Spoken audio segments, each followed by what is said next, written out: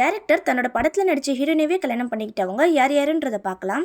Number 5 Desingh Periyasamy. இவர் கண்ணும் கண்ணும் கொள்ளையடித்தல் படத்தை டைரக்ட் பண்ணாரு. இந்த படத்தில் நடித்த நிரஞ்சனி அகத்தியனை 2021 கல்யாணம் பண்ணிக்கிட்டாரு. நம்பர் 4 சுந்தர்சி நிறைய படம் டைரக்ட் பண்ணியிருக்காரு.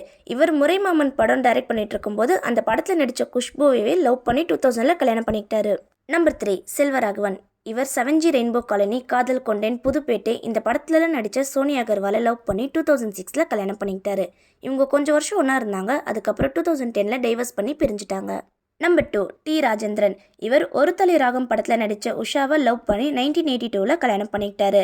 ஒரு தலை ராகம் படம் இவர் தான் டைரக்ட் பண்ணிட்டு இருந்ததாகவும் பாதியில் நிப்பாட்டி அதுக்கப்புறம் EM இப்ராஹிம் டைரக்ட் பண்ணி முடிச்சதா சொல்லப்படுது. Number 1 RK Selvamani. இவர் நிறைய படம் எடுத்திருக்காரு. இவர் எடுத்த முக்காவாசி படத்தில் ரோஜா தான் ஹீரோயினா நடிச்சிருக்காங்க.